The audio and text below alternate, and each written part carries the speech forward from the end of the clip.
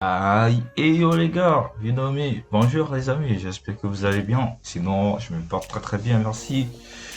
Aujourd'hui, bienvenue dans ma nouvelle épisode consacré à vous montrer 12 tips en Python chaque jour. Ok, donc sans plus tarder, on va essayer donc de voir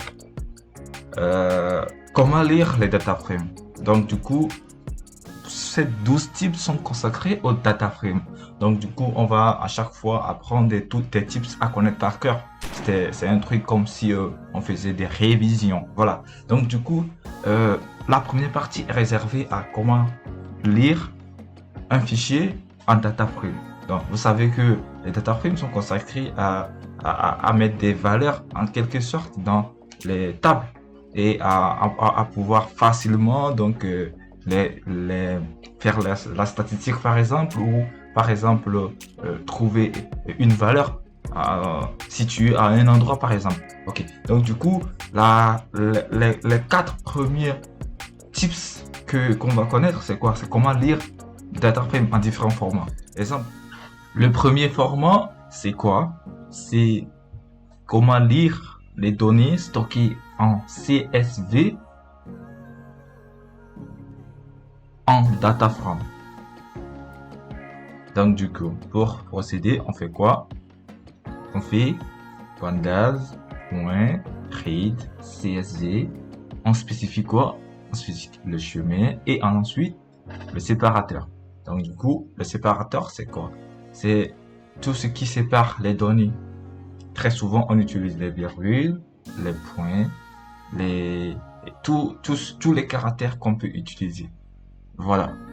Donc, pour le deuxième, c'est quoi? C'est pandas.read, CSV, le chemin, séparateur, indexé par colonne.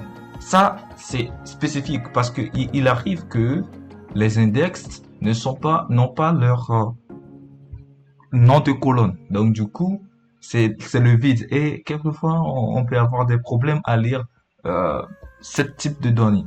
Donc, du coup, pour ne pas avoir de problème, vous mettez index colonne quand vous constatez que dans votre CSV, la partie index n'a pas indexé par un nom de colonne.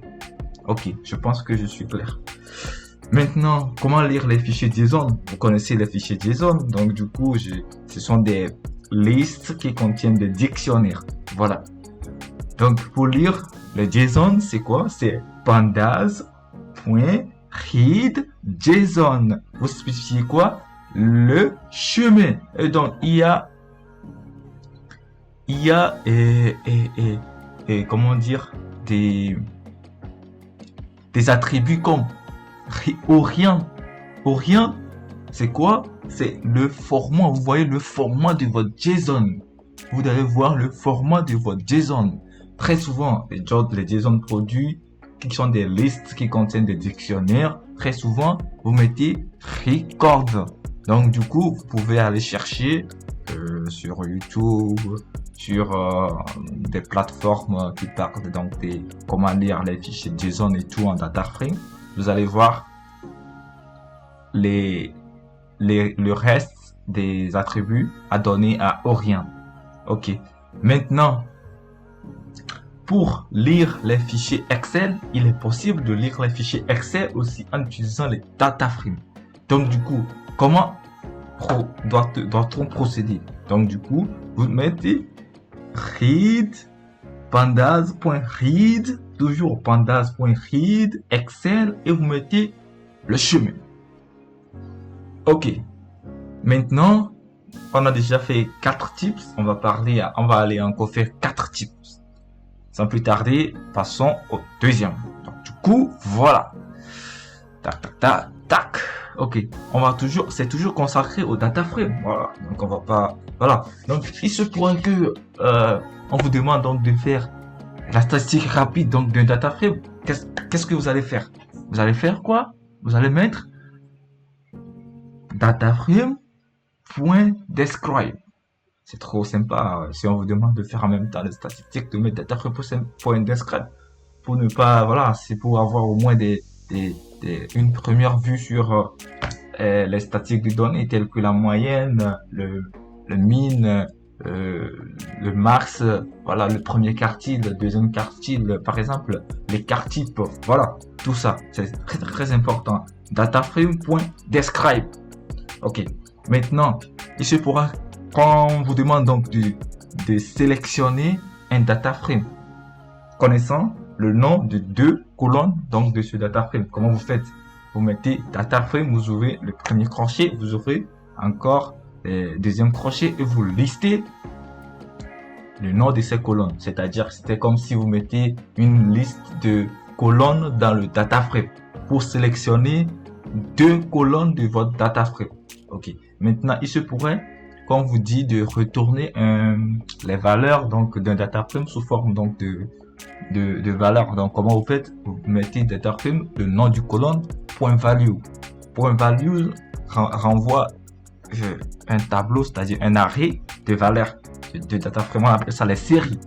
Donc, du coup, les dataframes aussi peuvent jouer un rôle donc de dictionnaire, c'est-à-dire que contenant des clés et des valeurs. Et les clés sont des noms donc des colonnes du dictionnaire, du dataframe, et les valeurs sont la série. La série, c'est ce qu'on a vu tout de suite. Voilà. Donc du coup, il suffit de faire dataframe crochet la key qui est le nom du colonne égale série. Donc du coup, vous allez donc rentrer la série dans le dataframe. Je pense que je suis clair dessus. Donc du coup, on va encore passer au troisième tips. Ok, donc on fait quoi? Tac tac tac, tac tac tac. Là, ok. Ici, qu'est-ce qu'on va apprendre? On va apprendre comment toujours sélectionner les colonnes ou les lignes, ou connaissant les labels, ou connaissant, voilà, tout ce qu'on veut, les booléens donc de notre data frame. Donc du coup, pour ce faire, si vous voulez par exemple sélectionner colonne d'un data frame, vous faites quoi? Vous mettez data frame crochet le nom du colonne ici, nom du colonne, data frame crochet nom du colonne. Voilà. Vous pouvez par exemple aussi utiliser lock ou bien ilock.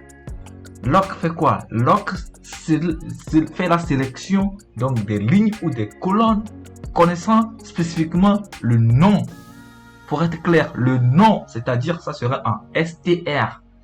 str, le nom des colonnes. Donc du coup, il ne faut pas l'oublier. Lock est fait pour les noms, pour sélectionner les noms. C'est-à-dire vous connaissez le nom bien de la ligne, ou le nom bien donc des colonnes, vous utilisez lock. C'est possible aussi d'utiliser lock aussi pour sélectionner les booléens, c'est-à-dire les booléens c'est true, false, etc.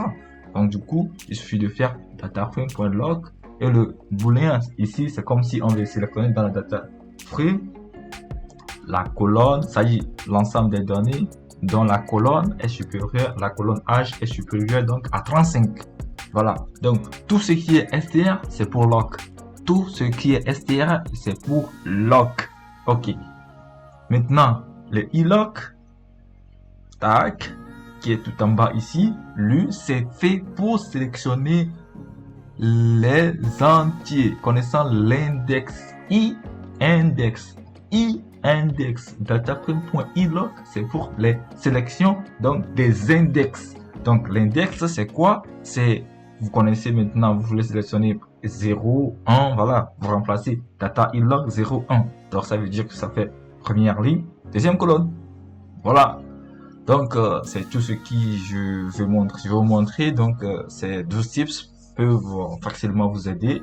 Donc on va à chaque fois essayer donc de faire 12 tips pour garder notre connaissance en sciences des données, etc. Les gars, je vous aime bien, vous êtes dans mon cœur, donc j'espère que on va aller ensemble. N'hésitez pas de vous abonner à ma chaîne, il y a de grands trucs qui viendront dans très peu de temps. Ok, merci.